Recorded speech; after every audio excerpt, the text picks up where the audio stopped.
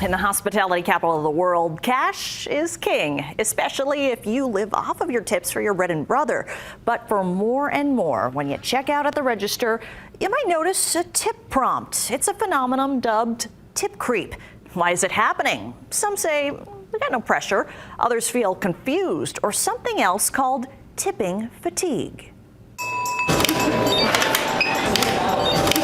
There's always that little thing that asks for a tip. It's everywhere. Like fast food, pet store one time. At checkout, you must make a choice. A little bit of like forceful in a sense. It's all how people see it. I don't like to be pressured to tip. I'm a barber. I'm a chef. I have a daughter that's a server. I was a bellman. Even in the entertainment capital of the world, hospitality workers are split at the register. At the register, I think that's a little different. I usually always do 20%. To me, that's standard, especially unless holidays. Holidays is 30%. If there's no one there helping me, going the extra mile and extending service, then I don't think I should have to tip. I don't know. I guess it depends on what kind of service it is. I think everybody should be able to ask for a tip. The term for this trend is called tip creep. It's been creeping up on consumers. Where is it going to stop? I know during the pandemic, restaurants were really in hard times. Ordinarily, you might have gone to sit in the restaurant and you would pay a tip, but let's give them a tip on the takeout. Things have changed. Maybe perceptions of the workers has not changed. But why is it electronically everywhere? Because they're trying to give you the hint. It's not so much tipping, it's inflation. Dr. Stephen Miller of the Lee Business School at UNLV says what was a pandemic pastime to help struggling workers has stuck.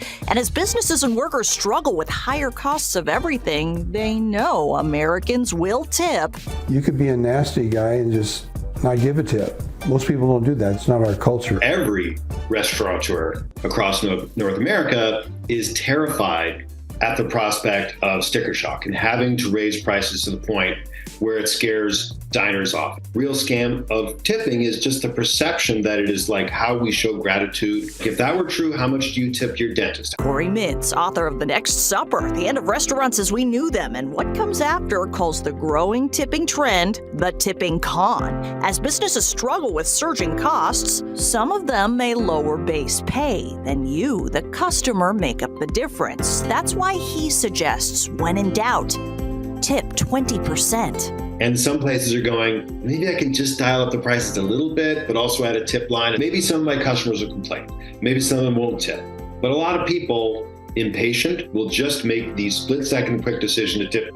How should a consumer who's already struggling with inflation respond when they see the prompt? When surprised with a tip prompt where I haven't seen one before, I pay it. You follow up with the owner, the person responsible. You ask them, what do you pay your people? What is the living wage wherever I live in Las Vegas? I don't know if businesses can afford to pay people more. I feel like it's 50-50, but I feel like only certain places deserve it. Everyone's kind of out there trying to do their own thing and trying to just get by.